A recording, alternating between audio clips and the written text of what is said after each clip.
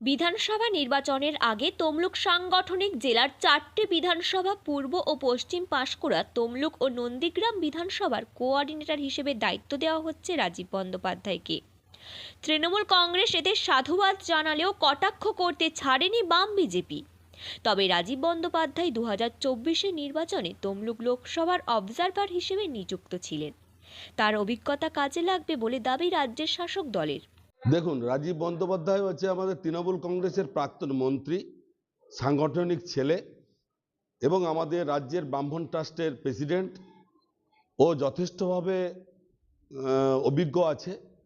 নন্দীগ্রামে আশা করছি রাজীব বন্দ্যোপাধ্যায় কোঅর্ডিনেটরের মধ্য দিয়ে রাজনৈতিক শ্রীবৃদ্ধি আমাদের ঘটবে, তৃণমূল কংগ্রেসের রাজনৈতিক শ্রীবৃদ্ধি ঘটবে। মমতা বন্দ্যোপাধ্যায়ের ছবি এবং প্রতীক নিয়ে আমরা নন্দীগ্রামের মানুষ রাজীব বন্দ্যোপাধ্যায়ের সঙ্গে ঐক্যবদ্ধের মধ্য দিয়ে আমরা সংগঠনকে আরও এগিয়ে নিয়ে যাব।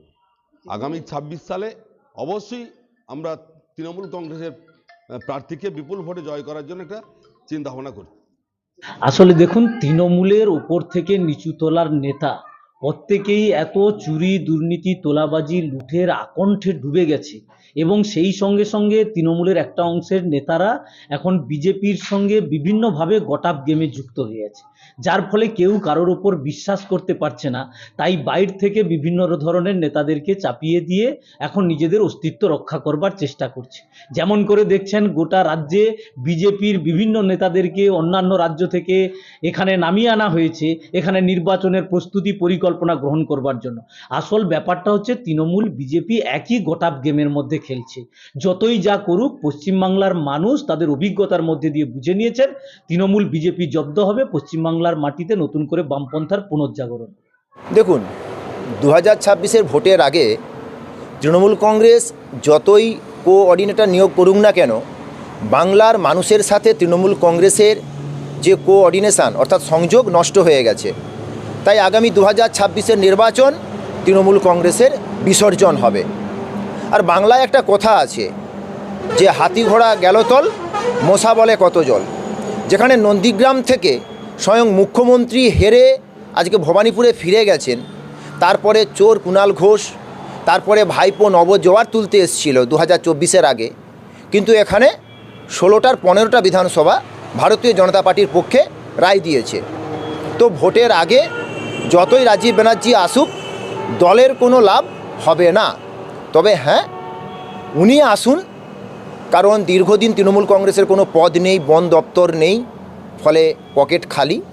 উনি আজকে পূর্ব পাঁশকুড়া, পশ্চিম পাঁশকুড়া, তমলুক এবং নন্দীগ্রামের মতো বিধানসভায় কোঅর্ডিনেশান করতে পারবেন কিনা জানি না।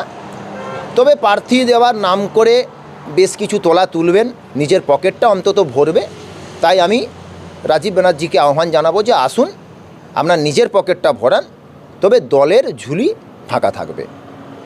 আমার নাম দেবব্রত পট্টনায়ক, তমলুক সাংগঠনিক জেলার সহসভাপতি। প্রথমত বলবো যে কোঅর্ডিনেটর সারা রাজ্যে ঘোষিত হয়েছে। আমাদের জেলায় 2জন আছে, কাঁথি সাংগঠনিক জেলায় 2জন আছে, অন্যান্য জেলায় 3জন 4জন করে একটা দুটো বিধানসভা করে দায়িত্ব দেওয়া হয়েছে, যাদের সংগঠনকে আরও মজবুত করে 2026-এর বিধানসভাতে 294টা সিট হচ্ছে লক্ষ্য। তো সেই লক্ষ্যকে যাতে আমরা শক্তিশালীভাবে কাজ করতে পারি, তার জন্য কোঅর্ডিনেটর দেওয়া হয়েছে। তো সেই ক্ষেত্রে এই কোঅর্ডিনেটর দেওয়ার নতুন বিষয় তো 2021 সালেও দেওয়া হয়েছিল। নির্বাচনের এতে কোঅর্ডিনেটর দেওয়া হয়, নেতৃত্বরা আসেন, নেতৃত্বদেরকে উপরে দায়িত্ব দেওয়া হয়। যেরকম যে কমিটি, ব্লক সভাপতি, জেলা সভাপতি, জেলা কমিটি যারা যা কাজ করছে, তার বাইরেও নেতৃত্বদেরকে দেওয়া হয়। তারা ওই বিধানসভার নেতৃত্বদের সঙ্গে বিভিন্ন রকম এখানে কাজ করবে। এবং আমাদের যে বিভিন্ন দলীয় কর্মসূচি চলছে, উন্নয়নের পাঁচালী থেকে উন্নয়নের সংলাপ, বিভিন্ন যে কর্মসূচি চলছে, সেই কর্মসূচিগুলো যাতে সঠিক রূপায়ণ পায় বা সঠিকভাবে রূপায়ণ হচ্ছে কিনা, এইগুলো দেখাশোনা করার জন্য কোঅর্ডিনেটর দেওয়া হয়েছে।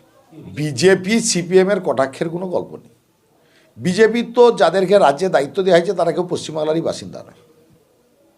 তাদের তো যুবর দায়িত্বে কারা থাকবে, মহিলার দায়িত্বে কারা থাকবে, তা। এবং আপনি দেখবেন যত নির্বাচন এগিয়ে আসছে, পরিযায়ী শ্রমিকের মতো দিল্লি থেকে নেতারা আসা শুরু হয়েছে। তো বিজেপির নেতাদের মুখে কোনো কটাক্ষ মানে না। রাজীব ব্যানার্জিকে দল দায়িত্ব দিয়েছেন, রাজীব ব্যানার্জি তার পরিসর নিয়ে কাজ করবেন, দলের সবাই তাকে সহযোগিতা করবে। সুজিত রায়, সভাপতি, তমলুক সাংগঠনিক জেলা তৃণমূল কংগ্রেস। ব্যুরো রিপোর্ট, বাংলার কথা।